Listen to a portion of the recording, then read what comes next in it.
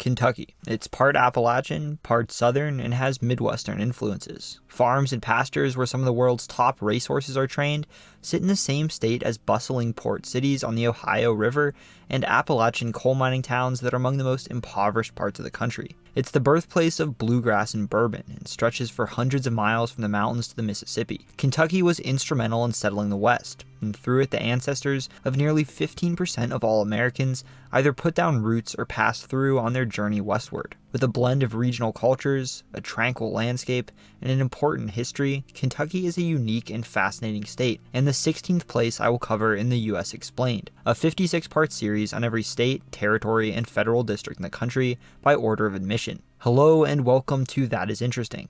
I'm your host Carter. This is the U.S. Explained, episode 16, Kentucky.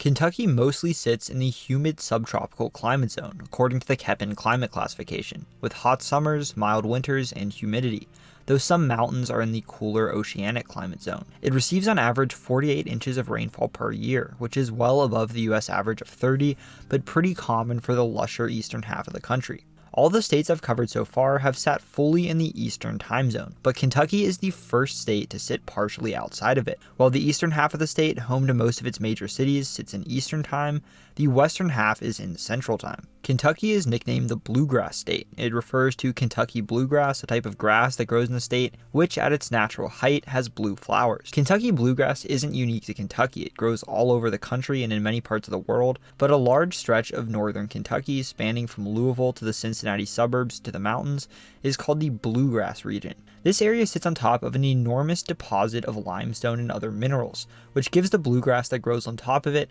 higher concentrations of calcium and phosphorus, which are good for horses. In addition, the limestone deposits acted as an almost natural fertilizer, helping produce a much larger output of the bluegrass for horses to eat, and helping turn it into a region famous for its horse farms and horse racing. Bluegrass music developed in Appalachia and takes its name from Kentucky, and the airport in Lexington is called the Bluegrass Airport. The name Kentucky comes from a Native American word, but what specific word and what language it originates from are unclear. The most common theory is that it comes from the Wyandot people, who lived in what is now Ontario, but were pushed south and west after war with the Iroquois Confederacy. Those that lived in what is now Kentucky called the land Kentaten, or the land of tomorrow, a name that became Kentucky. It also could have come from a number of other languages and words, including a word for meadowlands. The name was first given to the Kentucky River, which flows through much of the state, and the river then gave its name to Kentucky County, which is what it was called when it was part of Virginia. When it broke off and became the 15th state, it kept the name. Kentucky is the last state I'll cover that is called a commonwealth, a traditional term emphasizing the state as a community with a common good. This is different from the organization of former British colonies, and in practice, a commonwealth and a state are the exact same thing. The only difference is the name. Commonwealths are by all means considered states, but the term is something people who live in commonwealths are pretty proud of. Other than Kentucky, 3 other states are called commonwealths: Virginia, Massachusetts, and Pennsylvania. With Kentucky's flag, we've got another state seal on blue background design, so it's not easily recognizable from the many other state flags that look very similar. It shows the state flower, the goldenrod, and the words Commonwealth of Kentucky, surrounding a circular emblem that reads "United we stand, divided we fall," along with a frontier settler and a politician, potentially famous Kentuckians Daniel Boone and Henry Clay, shaking hands. Before I move on to the geography section of this video, I need to make a little disclaimer. There are 2 main pronunciations for the mountains that run through the eastern United States. People more to the north usually call them the Appalachians in the region Appalachia. I'm originally from western Pennsylvania, so this is the pronunciation I use for my region. However, people more to the south tend to say Appalachian and Appalachia. This is the pronunciation most Kentuckians would use. I normally just go with my regional pronunciation for these videos, but because Kentucky is squarely located within this cultural region as well, I'll be using their pronunciation for this video because I'll be talking about it a lot.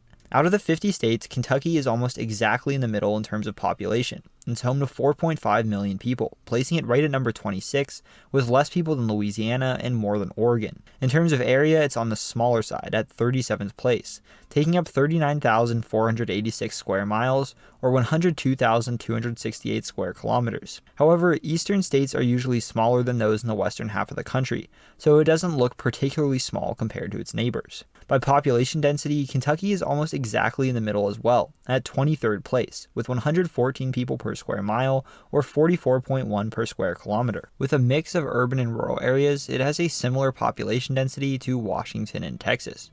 It borders 7 other states, tied for second most with Colorado. Only Tennessee and Missouri border more, with 8 each. To the north, it borders Illinois, Indiana, and Ohio. To the east sit West Virginia and Virginia, Tennessee sits to the south, and Missouri to the west. The state is hard to define regionally. Just look at its neighbors. Illinois, Indiana, and Ohio are mostly Midwestern states. Tennessee and Virginia are part of the South. Kentucky is more difficult to place. More broad definitions of the South often include Kentucky, but it's much closer to the Great Lakes than the Gulf of Mexico.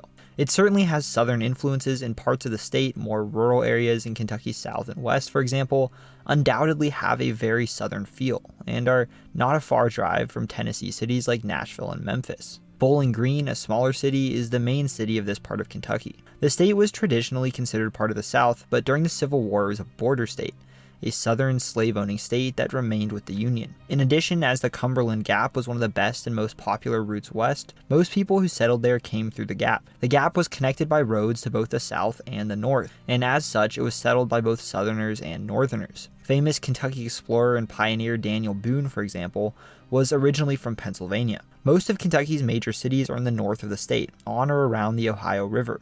As the river was a historic center of trade and migration, the people who settled in the Ohio Valley came from both the north and the south as well. And sitting just across the river, this part of the state has a lot of cultural similarities to the Midwest. On top of that, eastern Kentucky is mountainous and forested, home to hills diced up by narrow valleys and canyons, and filled with coal mines and small, economically struggling industrial towns. This part of the state is undoubtedly part of Appalachia, a region that the core of which I'd consider consists of West Virginia, western Pennsylvania, southeastern Ohio, and eastern Kentucky, along with parts of Maryland, Virginia, and Tennessee, but whose cultural influence spreads further. In addition, the Bluegrass Region, centered in Lexington, is really its own center of regional culture as well, and is something unique to Kentucky. So, long story short, people I'm sure will try to put Kentucky in a box, but the state is a cultural mix that's hard to define. There's a lot of overlap, and trying to draw exact borders is a pointless exercise, but I generally describe it as a state on the edge of the South that's a little bit Midwestern, very much Appalachian, and with its own regional identity as well, influenced by both the Ohio Valley and the Bluegrass Region. Its northern border is formed by the winding course of the Ohio River, which divides it from Illinois, Indiana, and Ohio. The border with West Virginia is formed by the Big Sandy River and its tributary Tug Fork, which flow northwest through the Appalachians into the Ohio. From a point in the mountains along Tug Fork, the border splits off the stream, becoming a border with Virginia that at times cuts in a series of diagonal lines, and at times weaves along the top of mountain ridges. Less than 2,000 feet south of the Cumberland Gap, the famous pass in the Appalachians that sits on the Kentucky-Virginia border, the border with Virginia becomes a border with Tennessee. Just around a mile further, it turns to an east-west border, with Tennessee lying to the south. Middlesboro, a town in Kentucky sitting just over the Cumberland Gap, sits in what seems to be a small circular valley. However, this valley is actually an ancient crater caused by a meteorite striking the Earth. It's a large part of the reason passage through the mountains was possible at the Cumberland Gap. The Kentucky-Tennessee border continues for around 243 miles or 391 kilometers east to west, in a mostly straight line that at times moves diagonally, sometimes north or south for a few miles, and at one point cuts down in a small triangular shape. When it reaches Kentucky Lake on the Tennessee River, it follows it south for 13 miles or 21 kilometers, adding to the distinctive shape of both states. It then continues for another 76 miles or 122 kilometers until it meets the Mississippi River and the border with Missouri. A sharp turn on the river creates an exclave of the state called the Kentucky Bend. Missouri owns the land on the west side of the river. Kentucky and Tennessee own the land on the east side, divided by the border between the two states. Because this sharp bend in the river causes a part of Missouri to jut down through the Kentucky-Tennessee border, the Kentucky Bend, home to only 18 people, is separated from the rest of the state. The border with Missouri then follows the Mississippi River upstream to its confluence with the Ohio River at Cairo, Illinois, where it then follows the Ohio and becomes a border with Illinois. 424 miles or 628 kilometers in length, more than the distance from France to Scotland, Kentucky encompasses a number of geographic regions. Its largest rivers are the Mississippi and Ohio, which form its western and northern borders respectively. Two other major rivers, the Tennessee and the Cumberland, cut north side by side from Tennessee and flow into the Ohio and western Kentucky. They don't pass through the state for very long, but they've played a crucial role in Kentucky and its development. Finally, the Kentucky River drains much of the Appalachians in eastern Kentucky and flows through the Bluegrass region before meeting the Ohio partway between Louisville and Cincinnati. Eastern Kentucky is dominated by forested mountains and tall, steep hills. While a few long ridges of the Appalachians sit near the Virginia border, much of eastern Kentucky is part of the Cumberland Plateau, a land of sharp hills and mountains and narrow valleys that rivers and creeks flow through, filled with small towns. The Cumberland Plateau is the same thing as the Allegheny Plateau of West Virginia, Ohio, and Pennsylvania. The name, just like the pronunciation in the region, is a difference of north and south. Eastern Kentucky is a region historically dominated by the coal mining industry, and is home to a number of enormous mines which pepper the landscape. You can see them looking at a satellite image of the entire state. It's an area of incredible natural beauty, but has long been one of the most impoverished regions in the country, especially with the decline of the coal industry. Today, it's suffering job loss and population decline, and is the poorest part of Appalachia and one of the poorest parts of the country overall. McCreary County, for example, has the 8th lowest per capita income out of any county in a U.S. state. That's out of over 3,100 counties, and many eastern Kentucky counties are below the poverty line. Eastern Kentucky is an area that's been severely neglected and has struggled economically on a level you don't really see too much in many other large regions in the country. On the other hand, it's home to beautiful mountains, rivers, and streams, and a large chunk of it is protected as part of the Daniel Boone National Forest. When you think of natural arches, you probably think of those in Utah, but eastern Kentucky is filled with them, and there are a number of stunning natural bridges throughout this part of the state, adding a lot to the area's natural beauty. Due to the region's mountainous topography, there's only really one prominent city in eastern Kentucky, Ashland. It sits in the Ohio River, which cuts right through the Cumberland Plateau, carving out a valley usually not much more than a mile wide, which is often the only place cities can develop in this mountainous region. Ashland is part of a collection of 3 cities that sit in this section of the valley and make up one continuous urban area. Across the Ohio River is Ironton, Ohio, and across the Big Sandy is Huntington, West Virginia, the area's urban core. Urban areas that stretch into multiple states are common in Kentucky. The Ohio River forms the state's border with Illinois, Indiana, and Ohio, and as a major river and an important route for trade and transportation, many cities have sprung up alongside it. Because of this, many Ohio River cities, large and small, have suburbs in other states. Though there are some flatter areas in parts of the state, such as near the Mississippi River, for the most part the rest of Kentucky is filled with low rolling hills, significantly less steep than those found in the eastern part of the state. A string of distinctive dome-shaped hills, called the Knobs, arc through the center of the state from the Cumberland Plateau to Louisville. Much of western and southern Kentucky consists of a region known as the Pennyroyal. It's home to gentle rolling hills and a combination of forest and farmland. Southern and western Kentucky are far more culturally southern than other parts of the state, and many small towns in Kentucky, especially in the south and west, have a southern feel. This part of Kentucky is also home to a region called the Western Coalfields, home to a number of large coal mining areas, though the industry is far less prominent in the west than it is in the east.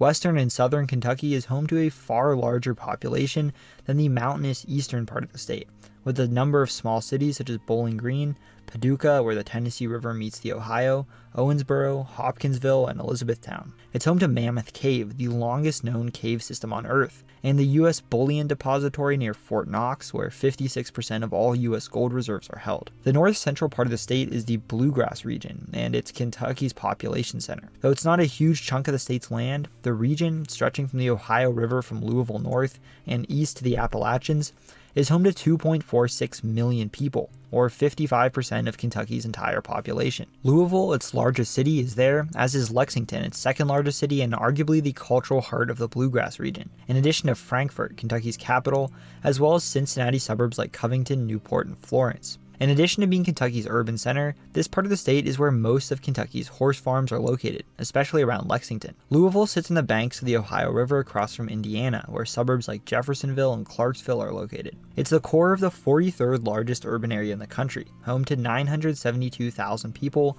both in it and its suburbs. making it slightly smaller than Salt Lake City and slightly larger than Nashville. The Cincinnati Suburbs in Kentucky, often referred to as Northern Kentucky, sit across the Ohio from Cincinnati, and they're home to 398,000 people, which make it the second most populous urban area in the state. They sit right at Kentucky's northernmost tip, and right across the river from Cincinnati's downtown. Cities like Covington and Newport are pretty urbanized and home to a number of tall high-rises along the river. Frankfort, Kentucky's capital, is a small hilly town located on the Kentucky River that's home to 27,000 people. Lexington, the second largest urban area centered in the state, is the third largest urban area if the Cincinnati suburbs are included, is home to 290,000 people in it and its suburbs, making it the 131st most populous urban area in the country. It's particularly interesting because it doesn't sit on any river or major body of water, as most cities typically do, but it lies in the heart of the Bluegrass Region in the interior of the state. What is now Kentucky was originally home to a number of different indigenous peoples.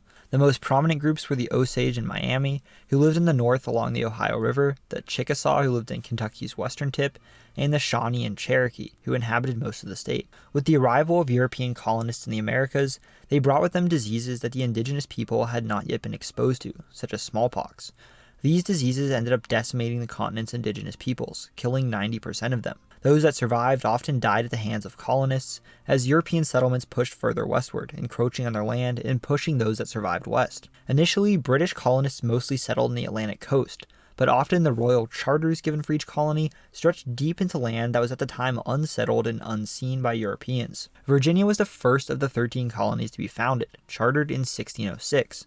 Though initially most settlement was around the Chesapeake Bay and inland along the rivers that flowed into it, like the James and Potomac, Virginia's colonial charter had it continue all the way to the Ohio and the Mississippi, encompassing all of what is now West Virginia and Kentucky. In practice, though, the Appalachians were a formidable barrier. It was easier for early British colonists to stay on the coastal plains where they could farm and where navigable rivers connected them to trade and supplies with Europe. Some French fur traders went through the region from the other side, but for the British, at least early on, the Appalachians were the frontier, and the lands on the other side were de facto under Native American control. As colonial influence on the continent increased, the Ohio Valley, including Kentucky, became the center of a massive dispute. Though most British settlements were east of the Appalachians, they claimed land all the way to the Ohio and Mississippi. This conflicted with France, who claimed much of the valley of the St. Lawrence River in the north, which they called Canada, and the Mississippi River in the west, which they called Louisiana.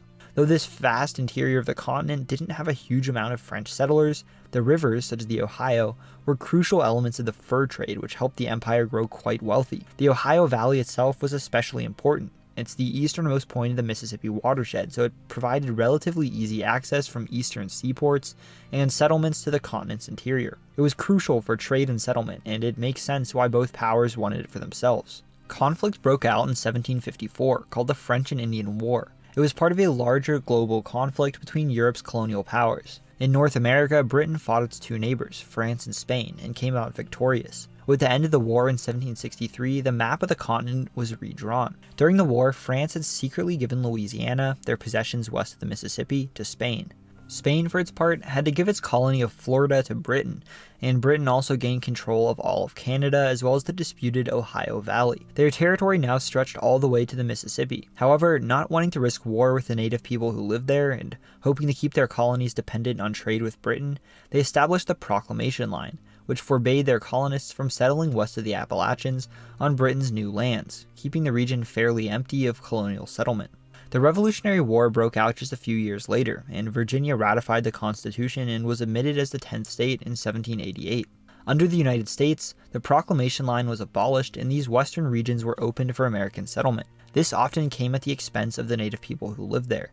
The Cherokee and Chickasaw, for example, after seeing their territory shrink significantly and adopting the lifestyles of Americans, including in some cases slavery, were forced west to Oklahoma on the brutal Trail of Tears, which saw thousands die. Much of this new land was relatively unknown to Americans. Before the Revolution, Thomas Walker, Christopher Gist, and later famously Daniel Boone crossed through the mountains and explored the western half of Virginia, which now under the U.S. was called Kentucky County and later the District of Kentucky. Boone founded a town called Boonesboro and helped lay out the Wilderness Road, which thousands would use to travel west, turning him into an American folk hero. For many Americans seeking to move west, Kentucky was the ideal route. The Cumberland Gap provided one of the easiest paths through the mountains, and perhaps as many as 300,000 settlers ended up using it. Harrodsburg, founded in 1774, was Kentucky's first town, and many more followed. The Ohio River was also an important path west. Settlers from western Pennsylvania would follow the river downstream, many settling in Kentucky. Along with the English, many of Kentucky's settlers were Scots-Irish, an ethnic group from Northern Ireland whose ancestors had moved there from southern Scotland and northern England as part of the British colonization of Ireland. Virginia was an enormous state, and almost 400 miles, and an even longer, more arduous trek, lay between the flat lands and rolling hills west of the Appalachians where most of the wilderness roads settlers were putting down roots, and Richmond, Virginia's capital. On top of that, there was a major cultural divide. Eastern Virginia was dominated by an elite planter class who grew wealthy off of crops like tobacco. Many of those who were trying their luck with new land in Kentucky County were often poorer, though wealthy Virginia elites made the journey as well. As its population quickly grew, Kentucky County developed into a different society and population center, cut off and far removed from the rest of Virginia, and a movement to become their own state soon developed. Eventually, Virginia and later Congress approved for Kentucky to become its own state.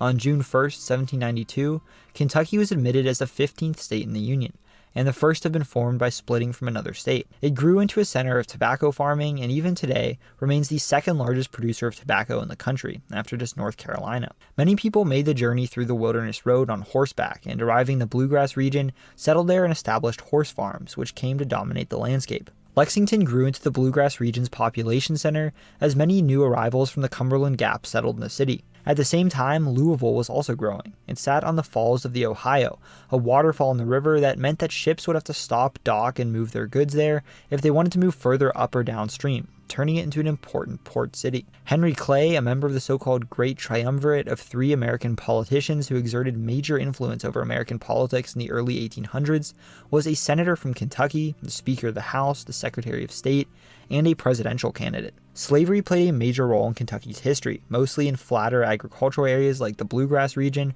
which were dominated by tobacco plantations. In 1830, a quarter of the state's population was enslaved. Many enslaved black people escaped to freedom through Kentucky, crossing the Ohio to free states like Illinois, Indiana, and Ohio. As tensions rose over the horrible practice, ultimately leading to the Civil War, Kentucky was on the fence. Sitting on the northern edge of the South, many Kentuckians supported the Union, and many supported the Confederacy, though the majority of Kentuckians who fought in the Civil War, around 75%, fought for the Union. Kentucky was a border state, a southern slave-owning state that remained with the Union. A Confederate shadow government even formed in Bowling Green, though the Union maintained governance of the state during the war. The divide in the state was epitomized by the fact that both the presidents of the Union and the Confederacy, Abraham Lincoln and Jefferson Davis, were both born in Kentucky, less than 100 miles apart, Lincoln in Hodgenville and Davis in Fairview. The state was home to a number of major battles and was fought over by Union and Confederate forces, with the Confederacy even capturing Frankfort, the capital, for a short time. After the war and the end of Reconstruction, black Kentuckians often faced racial discrimination and violence, and often were denied the right to vote, were forced to use segregated and subpar schools and services, and hundreds were murdered in lynchings. On top of that, many black Kentuckians were forced into an exploitative system of farming called sharecropping, which left many trapped in poverty. Violence occurred across western Kentucky and Tennessee in the Black Patch Tobacco Wars. The monopolization of tobacco companies had driven down prices and were pushing many Kentucky tobacco farmers into poverty. Many of the farmers turned to violence to try to raise the prices, eventually organizing into a militant terrorist group known as the Night Riders. Over the course of several years in the early 1900s, the Night Riders burned farms and factories, raided and captured towns, and murdered people, including committing racist lynchings. It was a brutal and often forgotten period in American history. In 1900, after a contested election for governor, thousands of supporters of the sitting governor's opponent attacked and held the state capitol, assassinating the governor, William Goebel, as he tried to enter, the only time in U.S. history a governor has been assassinated. During the World Wars, as many manufacturing jobs opened up in the North, many black Southerners left, fleeing racial discrimination and poor job prospects back home to head for northern cities in what was known as the Great Migration. For example, in 1900, 13% of Kentuckians were black. 40 years later, that number had dropped to 7%. Many white Kentuckians left the state as well, especially those living in poverty, many in the mountains of eastern Kentucky. In Harlan County in eastern Kentucky, conflict between coal miners trying to unionize and coal companies trying to prevent them from doing so led to a decade of violence known as the Harlan County War, which saw bombings, shootings, and even troops in it. The county was often referred to as Bloody Harlan. Much of Kentucky faced serious poverty, and in many areas it lacked electricity. Under Franklin Delano Roosevelt, the New Deal established the Tennessee Valley Authority, or TVA, to bring electricity to the states around the Tennessee River, often by constructing dams on the river. Though most of the TVA focused on Tennessee itself, its largest lake and the largest man-made lake east of the Mississippi, Kentucky Lake, was created by damming the Tennessee River near where it meets the Ohio in Kentucky. A dam on the Cumberland River just 2 miles away created another massive reservoir, Lake Barkley. Both these lakes help bring electricity to the region, and sitting so close together, the parallel lakes are connected by a canal. The long, thin strip of land between them was later set aside as a recreation area called Land Between the Lakes. Lake Cumberland, another massive reservoir, sits in the state as well. Over recent decades, the coal industry has been in major decline in eastern Kentucky. With low wages and in a geographically isolated area, this part of Appalachia has always had severe poverty. However, with jobs in the region drying up, eastern Kentucky's economic situation has continued to deteriorate, and many people have left, going to nearby Lexington and Louisville, or out of state to other cities in the Rust Belt.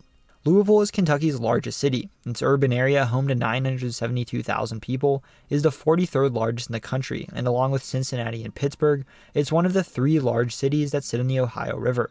Downtown sits right across the river from the suburbs of Jeffersonville and Clarksville, Indiana. It's home to most of the tallest buildings in the state, including Kentucky's tallest, 400 West Market, a skyscraper with a dome on top. It's a historic riverside city, and success driven by the falls of the Ohio, which made it an essential stop for people migrating west on the river or trade moving on it. And today it's still a busy port. It's the home of legendary boxer Muhammad Ali, and the city's airport is called the Louisville Muhammad Ali International Airport. The Muhammad Ali Center is a museum dedicated to the boxer located in the city. Churchill Downs, a horse racing track located in the city, is the home of the Kentucky Derby, the country's most watched horse race, and a huge festival is held in the city for the 2 weeks before the Derby. Louisville Slugger, the most popular baseball bat brand and the official bat of the MLB, is made in Louisville, and the factory downtown doubles as a museum that you can tour. The Belle of Louisville, docked right downtown, is the oldest Mississippi steamboat in the country. The University of Louisville is the second largest college in the state and has a major rivalry with the University of Kentucky, located in Lexington.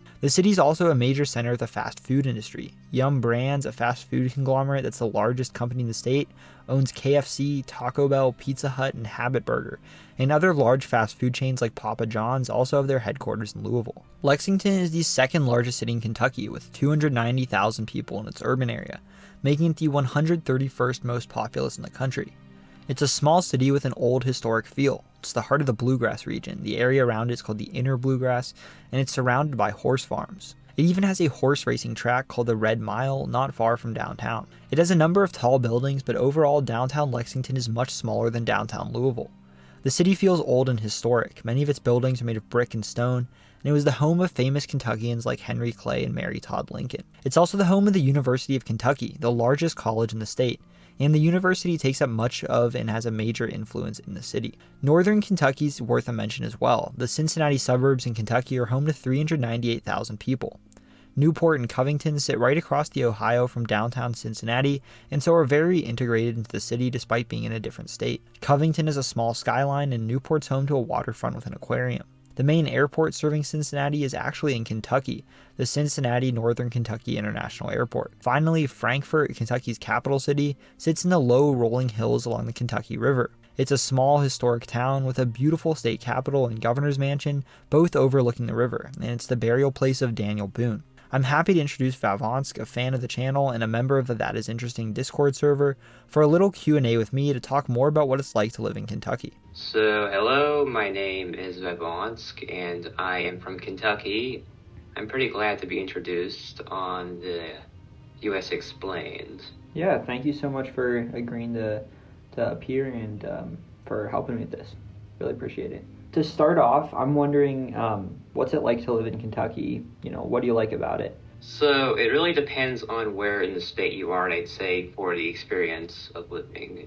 Like in eastern Kentucky, it can be like there's more poverty. It's more centered around coal. The coal industry actually went downhill, so the economy is much worse. So in general, like less of a quality of life thing. And like in the bluegrass, you got Lexington, maybe you could include Louisville and northern Kentucky. It has a higher quality of life, more universities, more urban, higher life expectancies and all that, stronger economy. And what I like about it is that the state is just so diverse in many different landscapes to offer you, many different micro regions of culture, like from eastern Kentucky to the Jackson Purchase. You have a lot going on. What are some of your favorite parts about Kentucky? I'd say the Cumberland Falls is a pretty interesting place. You can even see moonbows there. It has moonbows. It has a nice river, has nice forested regions around it. I guess the Kentucky River, is a pretty nice place. You got many bridges to cross. You got some nice scenery around it with trees and maybe some farmland scattered about. Especially going through Frankfort. Frankfort's a really nice city. Has lots of gorges, has lots of exposed rocks. I wouldn't say gorges, just more exposed rock and carve the roads into the mountainsides or hills. You've talked about how Kentucky is almost like a sort of a mix of different cultures and regions. Could you talk a little more about that, maybe? Mix, I'd say. You got mixes from deep south, I'd say in western Kentucky, sort of like western Tennessee, I'd say. You got Appalachia in eastern Kentucky. You got some sort of Midwestern influences in Louisville and northern Kentucky. In Lexington, sort of like a mix of all. Has some Appalachian, southern, Midwestern scattered throughout it. In terms of race, Kentucky is not incredibly diverse. 84% of Kentuckians are white, 8% are black, 4% are Latino, and 1.5% are Asian American. Many Kentuckians claim their ancestry as American. This is a trend across much of Appalachia in the South. However, due to historic patterns of migration to these regions, coupled with the fact that these groups are likely underreported compared to the past, it's thought that typically people who report their ancestry as American are mostly English and Scots-Irish, and this is thought to be the case in Kentucky as well.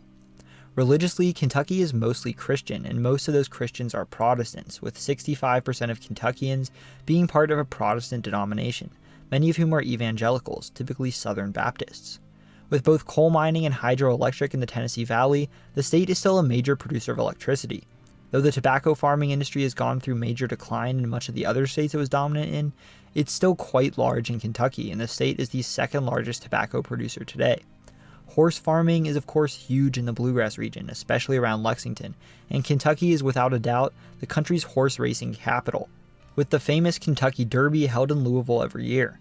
Manufacturing jobs are very important in the state, such as the automobile assembly. Ford and Toyota each have huge assembly plants in Kentucky, where the best-selling car and truck models in the US are both produced, and Corvettes are made in Bowling Green. During Prohibition, lots of moonshine was produced illegally in eastern Kentucky, but the state is more famous for another drink, bourbon. The liquor is a Kentucky staple, and the state produces 95% of it, making bourbon synonymous with Kentucky. Derby pie is a walnut and chocolate pie that's normally eaten during the Kentucky Derby, and the hot brown and open-faced turkey bacon tomato sandwich with a creamy cheese sauce is a famous Louisville dish that originated at the Brown Hotel in the city. KFC, Kentucky Fried Chicken, originated in the state.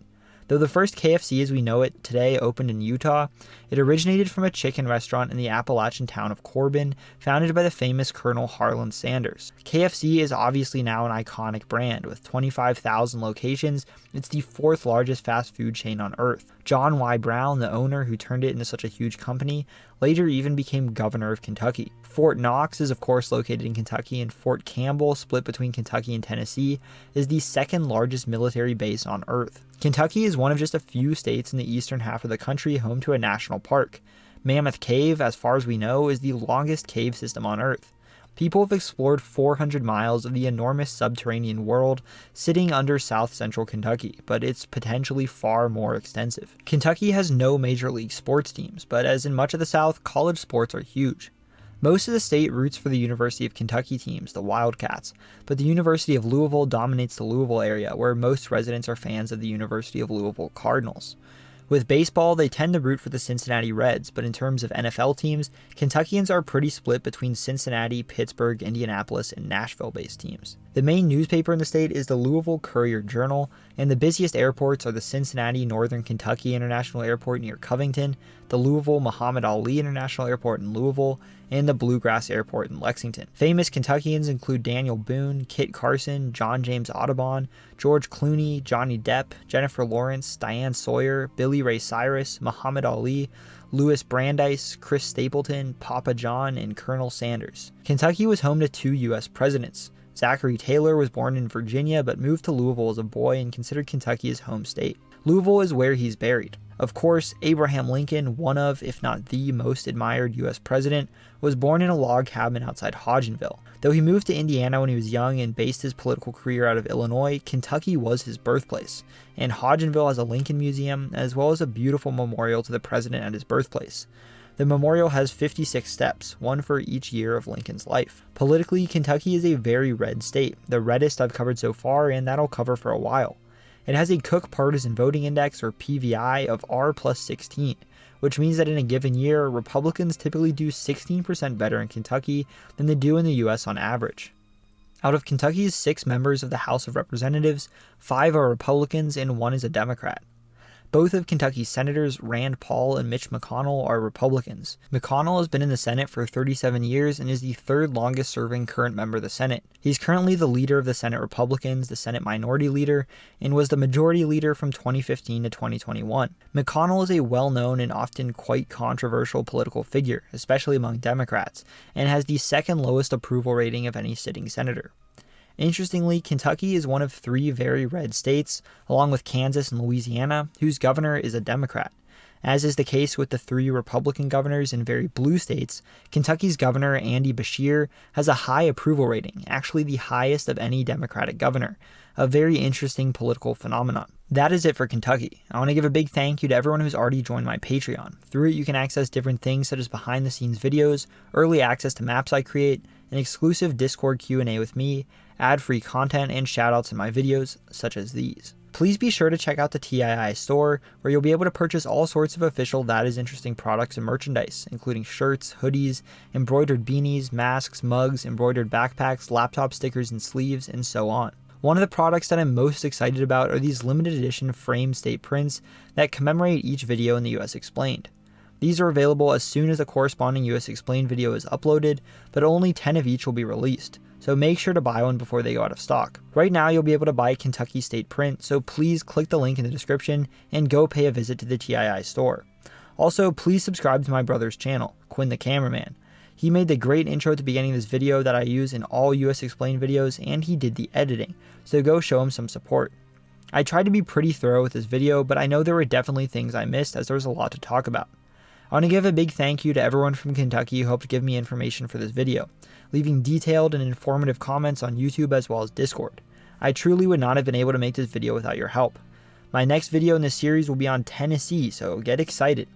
I really appreciate the well over 600 of you who have already joined my Discord server. If you haven't joined the Discord server yet, it's a great place to continue conversations about topics discussed in these videos, interact with fellow viewers, and help provide information about upcoming states in the series. It's a great community and we do fun stuff like geography game nights, live podcasts, and so on. I'll put links to both the Patreon and the Discord in the description.